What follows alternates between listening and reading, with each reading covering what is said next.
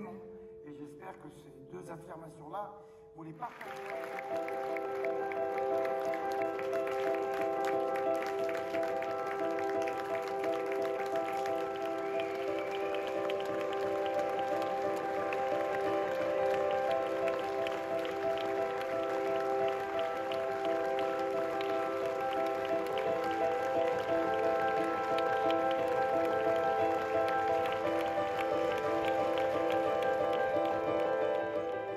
Estoy muy emocionado y en este momento me siento muy humano y muy vulnerable porque van a ver un pedazo muy importante de mi corazón y me gustaría mucho que lo vean con cariño.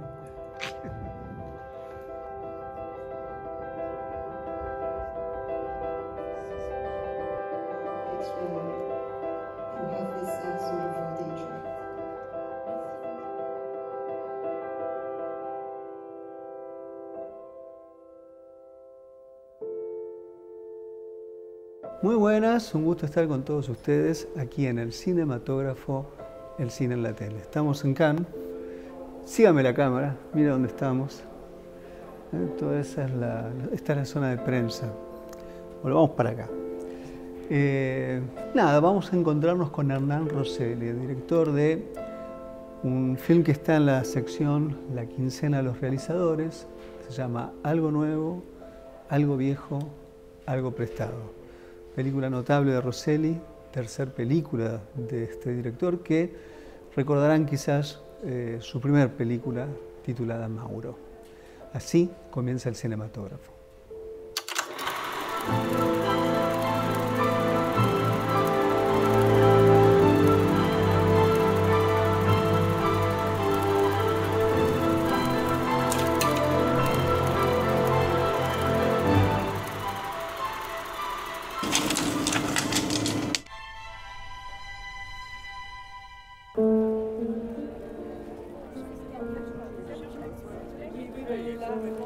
Hernán, Roger, querido.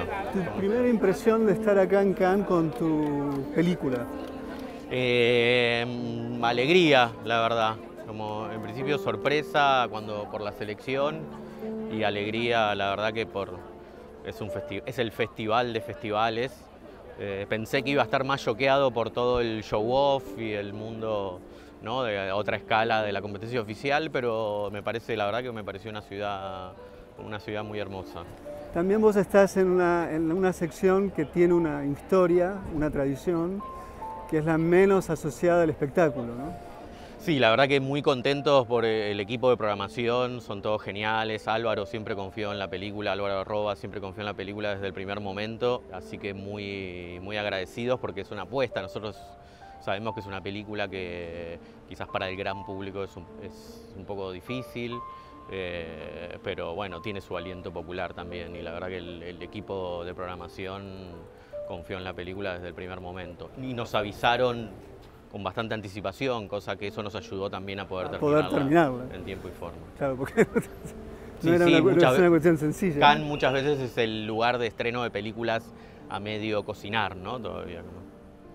Te quería preguntar sobre algo que tiene que ver con la película. Es una película que vos trabajaste durante mucho tiempo. Y es una película además que se apropia de un conjunto de materiales que desde una voluntad de tu parte de ficción cambia el sentido de lo que estamos viendo. Entonces la pregunta es, ¿cuándo hiciste la relación entre los materiales que tenías, la idea de hacer una película, puesto que hay una cantidad de elementos muy complejos de articular? En realidad la primera relación, bueno, cuando tomo contacto con el material que filmó Hugo Felpeto, que es el padre de una amiga mía del barrio, de Maribel Felpeto, que ella es artista visual, y me venía comentando que quería hacer algo con el material que había filmado su padre entre el año 1985 y el año 2000. Un material muy particular, pues yo siempre digo que no se trataba de simples home movies, de películas familiares, caseras, sino del trabajo de un cineasta amateur, ¿no? Había una idea de puesta en escena, Hugo había querido estudiar cine y esa carrera había quedado un poco trunca. Y Y cuando tomé contacto con el material dije, acá hay una puesta en escena y pasa algo muy especial cuando empieza. Yo tengo la sensación de que en cuanto aparece una mirada, el material se impregna de la historia, ¿no? Como que era muy claro en el material que había una etapa del noviazgo que era en la apertura de la vuelta a la vida pública en la democracia, las salidas al zoológico de Cutini, al Little Park, a las exposiciones en la rural, muchas de carácter histórico. Y después había un segundo momento que era más cuando ellos ya deciden casarse y formar familia, que tenía que ver con la apertura de Argentina al mercado, ¿no? Como el año 88, 89.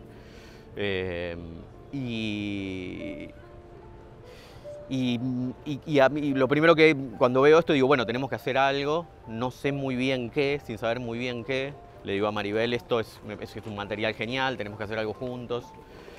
Y yo venía a hacer Casa del Teatro, que es una película documental, una película también que me llevó mucho tiempo, muy difícil de hacer porque era muy cercana a la enfermedad, la muerte, problemas familiares. Había sido muy difícil ese proceso para mí, un poco de donde uno siente como la responsabilidad por la vida de las otras, por la exposición de la vida de otras personas.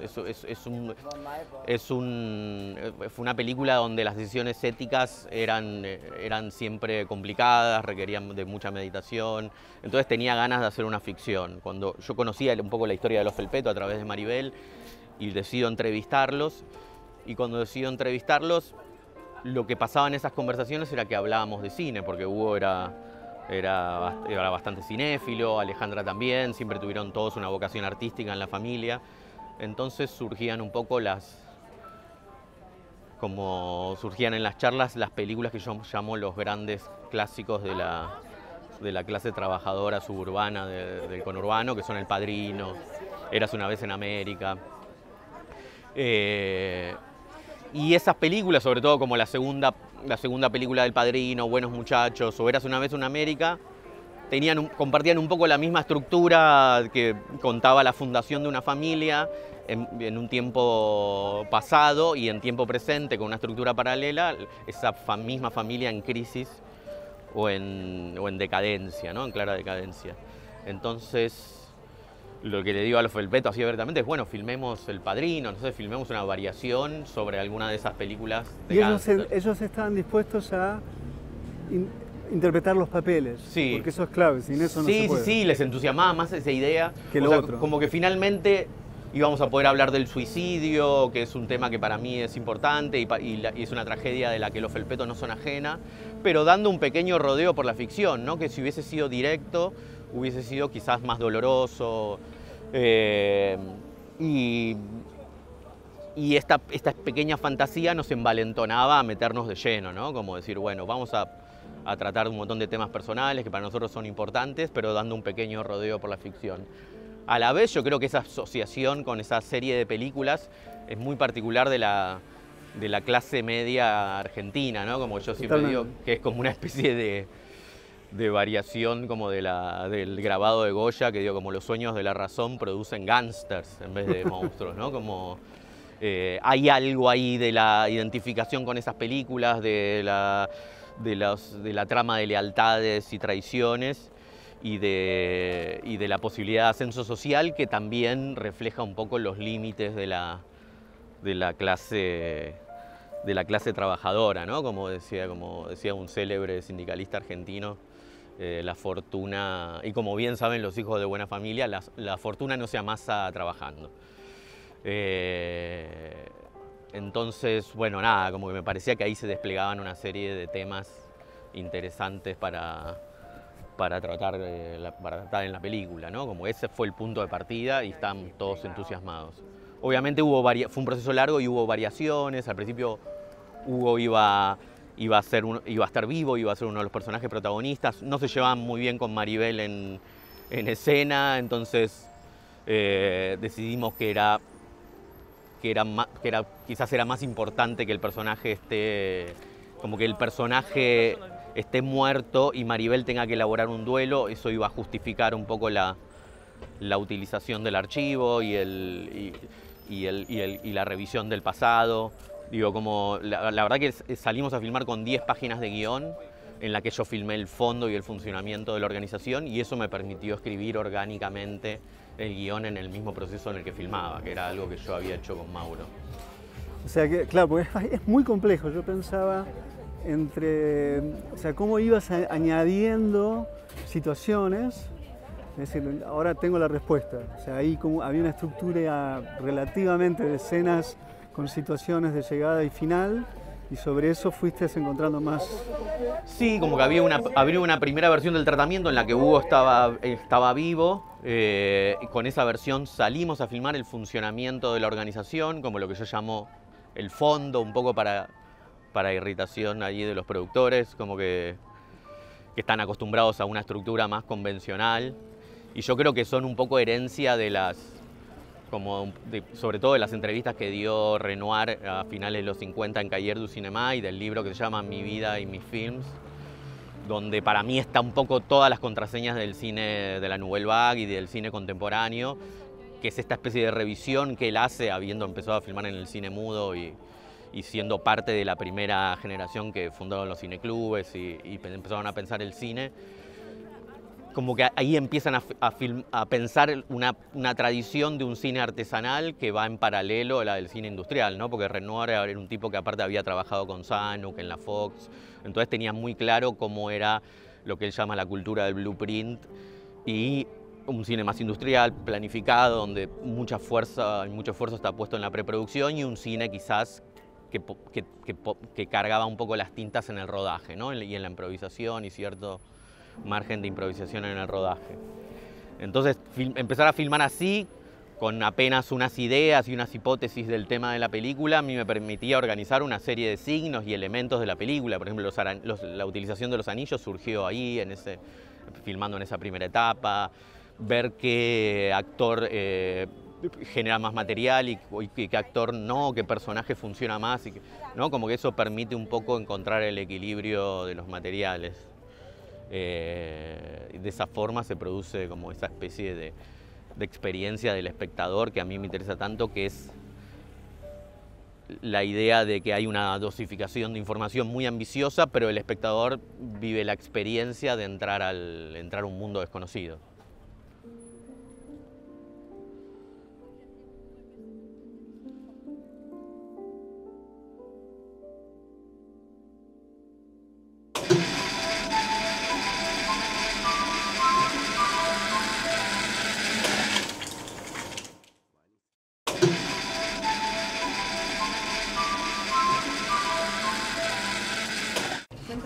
Bien, ¿vos?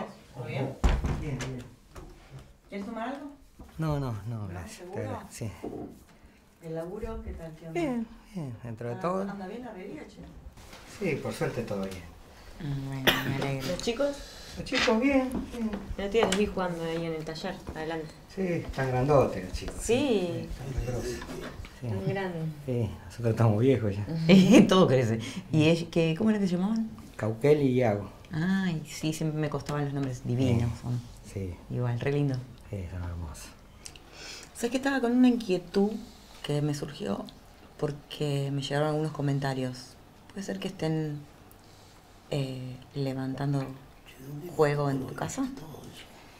Ya, en realidad, Ale, yo tengo un amigo, viste, que se quedó sin casa, se peleó con la señora. Lo dejé en el taller un tiempo. Y como estaba sin trabajo, me pidió si podía abrir un kiosquito, viste, en la ventana que da sobre Calderón.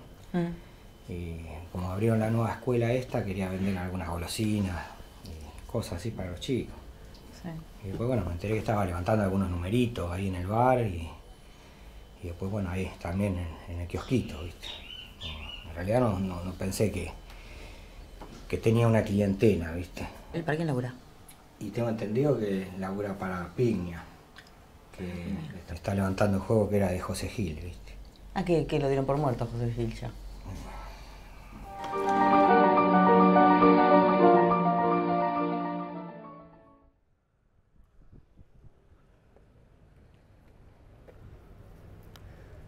Te quería preguntar algo sobre la película que vos trabajaste. Vos sos un gran editor, has trabajado con muchas películas argentinas recientes. Y hay una película en particular, no es que se asemeje, porque es otro principio estético, pero sí hay una idea común inicial, con procedimientos que se derivan para otra vía, que me refiero a la película de Ignacio Ceroy, ¿no? Sí. Son bravos los policías acá. No hay que obedecer porque te matan. Sí, acá es obedecer o ser castigado. Ser castigado, muy fácilmente castigado. No, pero te preguntaba sobre eso, digamos, ¿no? Porque en ¿Qué será del verano? También arranca con un material ahí encontrado. Sí. Y sobre eso el film juega con, en un primer momento no parece una ficción, luego la película da cuenta que es una ficción por la cantidad incluso de formatos que aparecen, pero más allá de eso, si uno está desatento, el procedimiento es que uno puede confundirse. De hecho, ganó un festival de documentales. De cine documental, sí. Entonces, la pregunta es esa, ¿cómo pensás ese problema en relación a tu película? Que para mí no lo tiene, pero quería escucharte. Sí, yo creo que mi película es abiertamente ficcional desde el momento en que uno está acompañando a los personajes en una serie de situaciones que sería desopilante que se tratara de cine documental, ¿no? Es abiertamente una ficción y a su vez la referencia del cine de gángsters aparece constantemente en el shock, al menos eso es lo que espero, en el imaginario del espectador, como que se produce un cine interesante, un choque interesante entre las ideas y la realidad, ¿no? Como que el género es como una especie de máscara o idealización que la industria del cine y la sociedad fue construyendo a lo largo de todo del siglo XX, muchas veces con origen muy anterior, entonces eso produce como una especie de idealización que está bueno contraponer contra un carácter más documental o con un acercamiento real muy fuerte. En la película de Ignacio yo tomé contacto ahí con los materiales cuando él había construido la primera parte y apenas se insinuaba el viaje a África, ¿no? Como que él tenía unos primeros 20 minutos de película. O sea que vos ya estabas con la película hace mucho tiempo atrás. Sí, con la misma idea, digamos. Sí, yo en ese momento yo ya estaba editando el material porque estábamos los dos encerrados en la pandemia, entonces yo ya estaba editando el material en VHS. Yo creo que no tengo muy claro cómo es. Estuve un poco al tanto de las discusiones que surgieron alrededor de cierta tendencia del cine contemporáneo al utilizar el lenguaje del cine documental para construir una especie de ficción apócrifa, donde no queda claro. Yo creo que para mí la película de Ignacio en un momento la aventura da cuenta de ese mundo de ficción. O sea, tiene que estar si eso hubiera pasado, sería una cosa de locos. Sí, o sea, como si eso, ¿viste? Si no te das cuenta. Como que para mí había algo, pues las escenas por ejemplo, en la que Charles se encuentra con un gorila, que es casi como al límite de la civilización. Claro. Eran como escenas donde dan cuenta de eso, ¿no? Y de hecho, Ignacio, su idea inicial era romper con el verosímil, como que ahí aparecía una tradición más pamperiana, si se quiere, ¿no? O Marker. Sí, o Marker, como algo de la idea de aventura. Es un poco algo que estaba en la película anterior de Ignacio y en esta era la idea de aventura. Pasa que, bueno, muchas veces... no se ve o sí, no. Eso quizás no se lee. Pero igual me parece un tema interesante. Yo lo charlé mucho con Nicolás Prividera y muchas veces no se dice cuál es el problema de licuar la idea de verdad, ¿no? Como que cuál es la responsabilidad que tiene el cine con la idea de verdad, como que lo que... Bueno, pero mi impresión con tu película en ese sentido es que tu película, justamente, trabajando sobre un material inicial, lo trastoca a partir de la voluntad de ficción. Claro. Lo que vemos es mentira, pero de lo que se está hablando es verdad. Claro. Ese es el misterio, ¿no? Total, sí. De la película. Y eso te quería preguntar, ¿hay un interés en tus películas? Dos. Uno es aquello que queda un poco al margen, ¿no? O sea, economías del margen, economías clandestinas, sí. Actores que tuvieron mala suerte en sus vidas y quedan relegados a vivir en una especie de pensión de actores. Pero el dinero es fundamental, tanto en aquella como en esta. Claro. Yo tengo la idea que no es tanto el dinero es lo visible de algo que está por detrás del dinero, que es un sistema de una economía, una forma de vida. Y que vos venís filmando las patologías de esa forma de vida. No sé cómo ves esta idea o esta apreciación.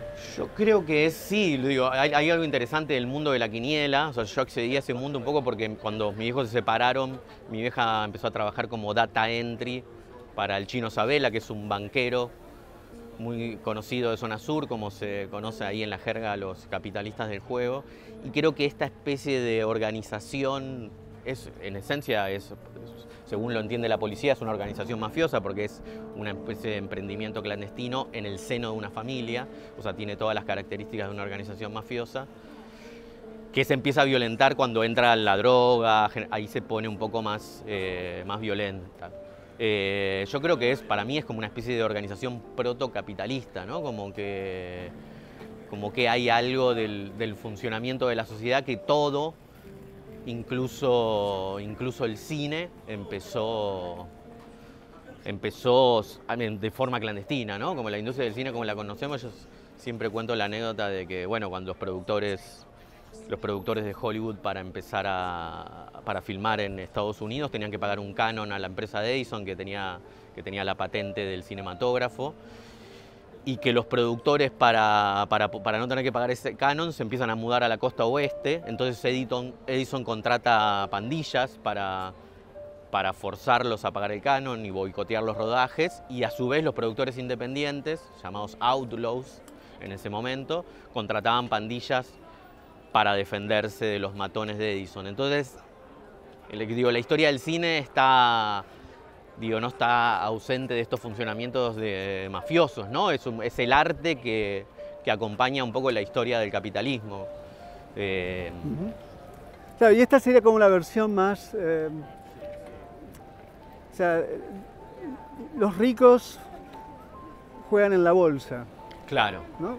Bueno, hay algo que ya me interesaba en Mauro, que era parte de su argumento central, que es el de la delincuencia funciona como un mercado, ¿no? Entonces está todo bien, o sea, en cuanto vos querés ascender y ponerte a producir, ahí es donde la estructura piramidal se pone en crisis y van a intentar sacarte del juego. Acá lo que pasa, con lo que pasó con los allanamientos, que la película está ambientada un poco en la época en que el juego clandestino entra en el Código Penal como delito, es que lo que sucede con la prohibición es que la policía hace una serie de allanamientos, los allanamientos quedan en nada, pero caen los más fuertes y eso produce un reacomodamiento de toda la estructura delictiva.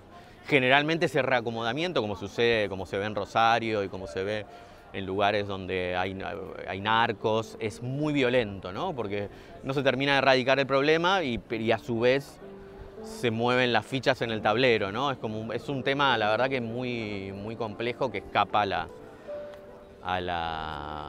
hay soluciones fáciles. Así como en el cine existen los film studies, de los que yo reniego mucho, existen también los gambling studies, que son como estudios sociológicos sobre el juego, y el juego es como algo, ¿no? Como hay un libro muy conocido que se llama Homo Ludens, y lo que plantea es que como abismarse en el azar es algo que es parte de la naturaleza humana, ¿no? Como que la gente va a seguir jugando y no va a existir forma de prohibir eso, ¿no? Como va a ser en forma clandestina, en forma legal, el Estado va a tener que ingeniárselas para administrar ese caudal de dinero que se juega ahí en el juego, ¿no? Que valga la redundancia.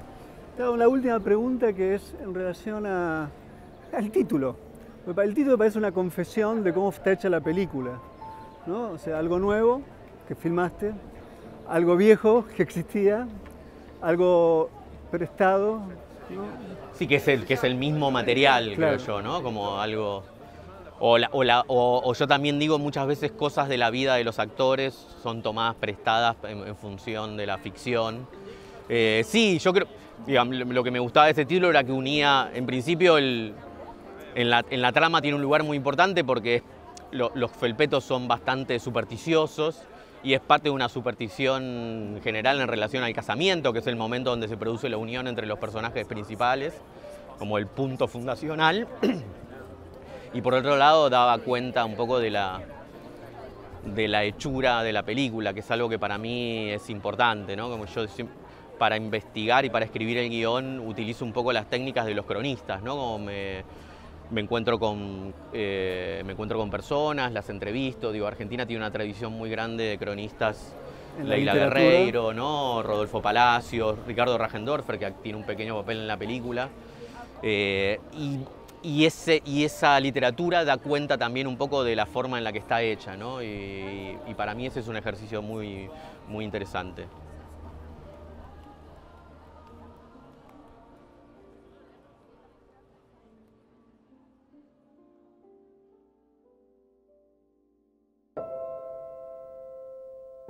Bueno, tengo que decir algo inesperado. En el día de hoy, yo ya había hecho el programa, me he enterado que el programa deja de estar al aire.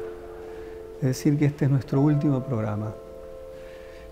Las razones no las conozco en sí, son obviamente vinculadas con las políticas que provienen del Estado Nacional en función de las universidades, recortes de todo tipo, y el recorte llega a este canal que es universitario, a pesar de ser un canal abierto.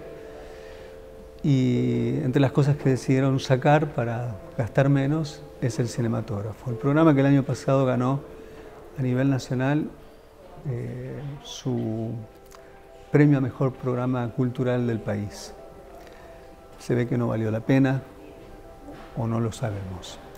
Así que a todos quienes nos acompañaron durante todos estos años, más de 14 años o 13 años, les agradecemos por haber estado con nosotros, y no puedo dejar de agradecer a los editores de antes, pero sobre todo al queridísimo y a un compañero de trabajo fiel que fue Marcos Queno, mi editor, el editor de este programa, con quien de alguna manera hemos hecho programas notables. En este programa salió Albert Serra, Radu Jude, Sergei Lodnitsa, Ken Jones, Roberto Minervini. Todas esas personas han pasado, y puedo seguir nombrando, han pasado por este programa. Así que bueno, esto es todo. Seguramente el programa lo vamos a hacer en otro lado, así que estén atentos, como se suele decir, porque el cinematógrafo va a seguir existiendo. Hasta la próxima.